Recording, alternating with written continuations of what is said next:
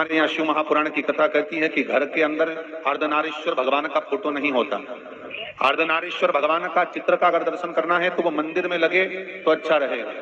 मंदिर में हो, आश्रम में हो, कहीं तीर्थ में हो, चल जाएगा, पर घर के अंदर अर्धनारीश्वर स्वरूप का दर्शन नहीं होगा। अर्धनारीश्वर स्वरूप का दर्शन घर के भीतर नहीं, तीर्थ में हो, आश्रम में हो, मंदिर में हो, वो दर्शन करो, मना नहीं, पर घर के अंदर अर्धनारीश्वर स्वरूप का दर्शन नहीं होना चाहिए। एक आपसे पहले भी निवेदन करा, घर के अंदर कोई भी मूर्ति पोली नहीं होना चाहिए।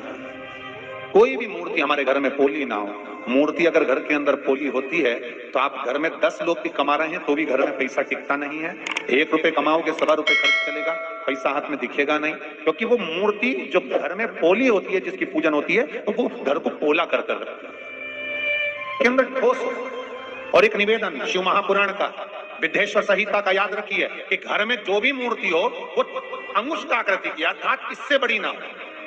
इससे बड़ी जब मूर्ति जो होती है उसको मंदिर जैसी पूजन की जरूरत पड़ने लगती है। जितनी छोटी होगी उतना सुख दे, उतना आनंद।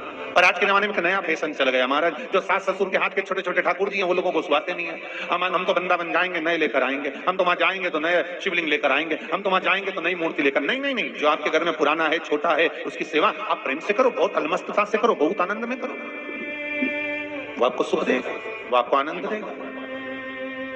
का धन हर व्यक्ति को मिलता है। पहला बेटी के भाग्य का, दूसरा गौ माता के भाग्य का, तीसरा संत ब्राह्मण के भाग्य का। इनके भाग्य का कभी नहीं घट सकता। जन्म लिया है, चिंता बिल्कुल मत करना, एक रत्ती की भी मत करना। कैसे होगा, कहाँ लड़का मिलेगा, कहाँ ब्याह होगा, कैसा होगा। लड़की के लिए हम अच्छा घर देख रहे हैं, भाग्य कैसा, तुम खूब अच्छा देखो, उसे कोई टाल सका है? एक तुम दुनिया भर में तो भंडारे चलाते, खूब दान करते, पुण्य करते, सत्कर्म करते, तुम्हारी लड़की खुद दुखी, उसको क्यों नहीं कुछ दे देते? सेठ जी बोले नहीं देना, मेरी मर्जी। अरे तुम्हारे बराबर का कोई कंजूस बाप नहीं मिलेगा ऐसा जो बेटी को जरा सा कुछ नहीं दे सकता। क्यों नहीं दो? उसकी किस्मत में नहीं लिखा तो काय को? पत्नी बोली तुम क्या ज्योतिष आचार्य, किसी की किस्मत बता दोगे? आता जाता नहीं, तुमने क्या देख लिया मेरी बेटी में जो उसका भाग्य में नहीं है? बस नहीं है उसके भाग्य में तो नहीं देना। नहीं दोगे तो क्या हुआ? क्या मैं नहीं दे सकती? दे तू दे। और आज माँ ने अपने बेटी को फोन कर कह दिया, सूचना दे दी कि बेटी तू आ भोजन करने। मम्मी मैं तो समय नहीं है, तुम्हारे दामाद को भेज दूंगी। दामाद को भेज दे। और माँ ने क्या करा, तिल्ली के लड्डू बनवाए सकराना, और लड्डू बना के उसमें सोने के सिक्के फंसा दिया लड्डू के अंदर, और वो डब्बा दे दिया दामाद को खाना खिला के कि बेटा ये बेटी को दे देना, हो उसको दे देना। दामाद चला तो उसके मन में आया रास्ते में कि बच्चों की ट्यूशन की फीस और स्कूल की फीस जमा करना, पैसा है नहीं, लड्डू खाएंगे बाद में भ्रष्टा में जाएगा, क्या मतलब, एक काम करता हूँ लड्डू हलवाई के यहाँ भेज जाता। 500 रुपए में डब्बा भेज दिया हुआ मिठाई का, 500 रुपए ले गया। सेठ जी आ रहे थे कहीं दूसरे गांव से, सेठ जी ने विचार करा कि आज मेरी पत्नी का जन्मदिन है, उसको लड्डू बहुत अच्छे लगते दिल्ली के, क्यों ना बाजार से खरीद के ले जाऊं। हलवाई के यहाँ गया, लड्डू दे दो, ताजे ताजे देना, लो डब्बा पकड़ो। 700 रुपए लड्डू के ले लिए, वो डब्बा वापिस लेकर चले गए। पत्नी को जैसी लड्डू खिलाए तो उसमें सोने की गिन्नी निकली। पत्नी बोली तुम्हें लड्डू का सोने की गिन्नी आया? फोड़ के देखे। पत्नी माथा ठोक कर बोली तुम बिल्कुल सत्य कह रहे थे कि भाग्य में होता तो अच्छा घर देखकर लड़की ब्याही थी, अच्छा परिवार देखकर बेटी ब्याही थी, सारा सुख देखकर बेटी ब्याही थी। ऐसा कोई ठाट बाट नहीं देखा बेटी की विदाई में, ब्याह में, कि जो उसका सुख नहीं होता। ढेरों जमीन, बंगला, गाड़ी, संपदा सब था, पर भाग्य में लिखा होगा सुख तो सुख भोगोगे, और भाग्य में लिखा होगा दुख तो दुनिया भर का लोग कितना भी सुख दे देगा तो भी सुख नहीं भोगे, तो भी सुख नहीं भोग पाएगा। लोग कहते हैं कि बेटी की विदाई में सबसे ज्यादा मां रोती है, और शिव महापुराण की कथा कहती है कि बेटी की विदाई में जितना बाप रोता है उतनी मां भी नहीं रोती है। बेटा मां को प्रिय होता है और बेटी बाप को प्रिय होती है। एक पिता की सबसे बड़ी दौलत होती है बेटी, सबसे बड़ी दौलत। बेटी बाप की एक जायदाद है। लोग भले कहते हैं कि बेटी की विदाई में मां रोती है, पर शिव महापुराण कहती है कि जब पार्वती जी विदा हुई थी तो हिमालय राज पत्थर भी रो दिया था।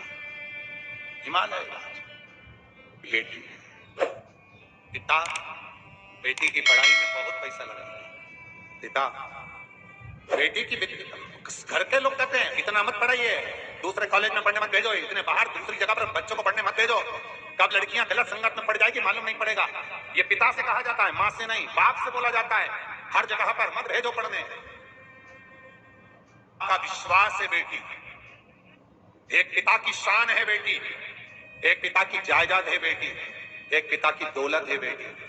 बेटी पर विश्वास कर कर बाप कहता है लाडो तू पढ़ने जा रही है, मैं तुझे इंदौर भेज रहा हूं, मैं तुझे पुणे भेज रहा हूं, मैं तुझे मुंबई, मैं तुझे भोपाल, मैं तुझे कहां पढ़ने भेज रहा हूं, मैं तुझे भेज रहा हूं पापा, पर फीस बहुत ज्यादा है। तू क्यों चिंता करती है? रात दिन कमाता है बाप, सुबह 8 बजे दुकान खोलकर बैठता है, रात को 10 बजे तक बंद नहीं करता। दुनिया के लोग कहते कंजूसड़ा है, क्या करेगा इतना कमाकर। पर उस बाप से पूछो कि मुझे बेटी को पढ़ाना है, घर में 2 बेटी 3 बेटी 4 बेटियां हैं मेरे को पढ़ाना है और उनका विवाह करना है। 11 बजे तक आता है, भूखा रह जाता है बाप, और बेटी को पढ़ाता है, अच्छे कॉलेज अच्छा स्कूल तक पहुंचाता है, बेटी अच्छी जगह पहुंच जाती है। पर बाप से बेटी का विश्वास, पिता का जो विश्वास है बेटी, पिता बेटी से कुछ नहीं चाहता, बस इतना चाहता है कि एक बार मेरे हाथों से कन्यादान जरूर करवा देना। जायदाद लगा दी, संपदा लगा दी, उसने अपना पूरा वैभव लगा दिया, अपना जवानी उस बाप ने बेटी के पढ़ाई में लगा दी, बर्बाद कर दिया समय अपना, कमा कमा कर बेटी की पढ़ाई में लगा दी।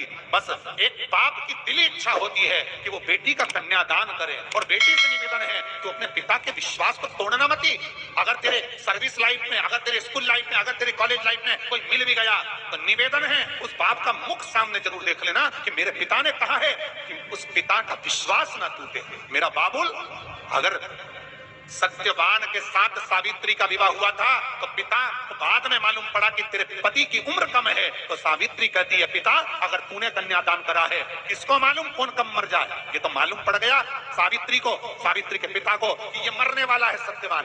तो पिता तू चिंता मत करना, तूने बेटी को जन्म दिया है और बेटी का कन्यादान करा है, बिल्कुल चिंता मत करना। तेरी बेटी, अगर तूने कन्यादान करा है पिता, तो ये बेटी अपने पति के भी प्राण यमराज से छुड़ा कर ले आएगी। और लाई वो सावित्री सत्यवान के प्राण छुड़ा कर, केवल एक पिता से, एक पिता की जो विश्वास है, एक पिता का जो आनंद है, एक पिता का जो भाव है, बेटियों से निवेदन उसको तोड़ने मत देना। एक बाबू ने अपनी संपदा लगा दी तुम्हें पढ़ाने में, एक पिता ने अपनी दौलत लगा दी तुम्हें पढ़ाने में, उसको डिगने मत देना रे। माँ बेटे को ज्यादा चाहती है और बाप बेटी को बहुत चाहता है। जब बेटी चली जाती है ना, माँ पर तो कोई बात नहीं, पर पिता पर बहुत असर पड़ता है। क्योंकि जब दुकान से आता था, जब कहीं से आता था, बेटी दौड़कर पापा पानी लाऊं क्या? अभी बेटी दौड़कर पानी लाती। पापा क्या बात है, आज आपका चेहरा उतरा हुआ है? कुछ नहीं बेटा, कुछ भी। बाबुल का चेहरा उसी दिन उतर जाता है जिस दिन वो ब्याह पक्का करके आता है बेटी का। बाप जिस दिन बेटी का विवाह पक्का कर आता ना, घर पर आकर प्रसन्न बहुत होता है। पत्नी कहती है हो गया संबंध पक्का। हाँ, बेटी को देखता है तो आंखों में जल भर जाता। पापा क्या हुआ, तुम पक्का करने गए थे विवाह में, कुछ कहा है आपको? पापा उन्होंने कुछ ज्यादा मांग करी क्या? नहीं बेटा, कुछ नहीं मांग। पापा फिर आपका चेहरा आज आते से उतरा क्यों है? बाबा क्या हो गया? बस आंख में से आंसू बहाकर कहता है थोड़े दिन बचे हैं, तुझे भेजना पड़ेगा। पापा मैं बहुत पास में तो हूं ना, तो मुझे मिलने तो आ जाओगे ना? बेटी, बापू कहता है एक बार बेटी घर के दरवाजे से जो जाती है कि प्राप्ति क्या? कहूं तुम तो नहीं करी ना? पापा नहीं बेटा, कुछ नहीं मांगा, गले तो लगा लो। आप बेटी को गले लगाता है। ये विवाह का समय नजदीक आ जाता है, का समय आता है, बाप आगे आगे चलकर देवी की पूजन करता है, कपड़े पहनता है मंडप के, का समय आता है, जाओ कोई वस्तुएं कन्यादान की, जल्दी वो बर्तन रखे लेकर आइए, वो सामान रखा है लेकर आओ। बेटी की विदाई में बाप क्या ना दे दे साहब, क्या ना दे दे। कहना छोड़ता है, बार बार बेटी अपने पिता को देखती है। पापा क्या बात है, थक गए हो विवाह का काम करके? नहीं मिला रो, थकान नहीं, बस पापा बहुत थके दिख रहे हो, भोजन तो करो। सामने भोजन की थाली लगी रहती है, बाप निवाला तोड़ कर खा नहीं पाता है, खा नहीं पाता, तो ले तो थोड़ा सा भोजन लाडो नहीं पाता। पत्नी देख रहे, धीरे धीरे भावना पूरी हो जाती है, विदाई का समय आता है। सखियां, सहेलियां, चाची, काकी सब सामने होती है, पर विदाई में पिता कहीं छुप जाता है, उसको ढूंढा जाता है। बुलाओ पिता राधो जाती है। ये शिव महापुराण की कथा कहती है, जिस दिन कोई मुहूर्त नहीं हो, कोई काम नहीं हो, उस दिन केवल फुलेरा दूज के दिन आप किसी भी दुकान का, व्यापार का, व्यवसाय का, जन्म का, आदि का कोई भी मुहूर्त कर लो, वो कभी ठप नहीं हो सकता, वो बढ़कर ही चलेगा। सारी जिंदगी के कांटे निकल जाते हैं, सारी जिंदगी के कांटे समाप्त हो जाते हैं। फुलेरा दूज कहते हैं दुनिया में सब दिन का दान, सब दिन का पुण्य समाप्त हो सकता है, और फुलेरा दूज का दान, पुण्य, सत्कर्म, भजन, कीर्तन, नाम स्मरण समाप्त नहीं होता। अगर आपको ये जानकारी उपयोगी लगी हो तो वीडियो को लाइक तथा कमेंट में हर हर महादेव लिखें। महादेव आपकी भी सभी मनोकामनाएं ज़रूर पूर्ण करेंगे।